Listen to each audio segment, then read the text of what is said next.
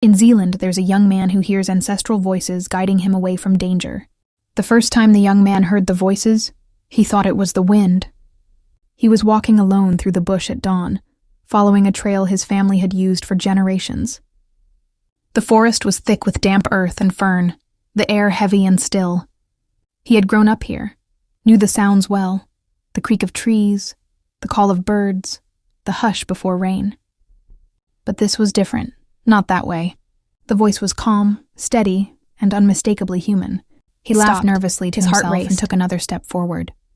"Stop!" The word was firmer now. He froze. The ground ahead gave way. A moment later, what looked like solid earth collapsed into a steep drop, hidden beneath leaves and shadow. Had he taken one more step, he would have fallen deep into the ravine below.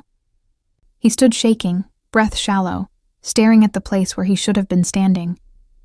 That night, he told his grandmother. She listened without surprise. When he finished, she nodded slowly. "They are speaking to you now," she said. From then on, listening, the voices returned. Not constantly, not loudly, but always when it mattered. They guided him away from flooded rivers before the rain came. They urged him to leave a road minutes before a landslide tore through it. Once, they pulled him from sleep just before a fire broke out nearby. He began to recognize them, not as one voice, but many. Familiar in a way he could not explain. His grandmother taught him the names of those who came before him. She showed him how the land carried memory, how cliffs, rivers, and forests remembered footsteps long gone. "They don't guide everyone," she said. "Only those who belong to the land, not just live on it."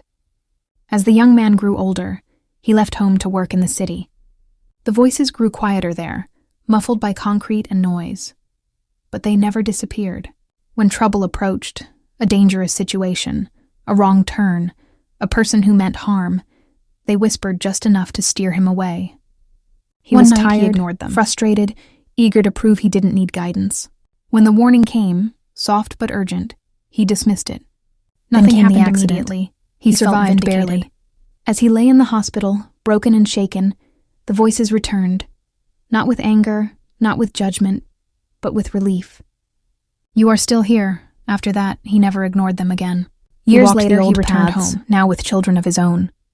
When they hesitated at the edge of a stream, or stepped back suddenly for no clear reason, he watched closely. He saw that, didn't you? They nodded. The voices, he knew now, were not there to control his life. They were there to protect it, to keep the lineage moving forward, one careful step at a time. Some people say intuition is instinct, but in the forests of Aotearoa, among the hills and the sea, others say it is coincidence.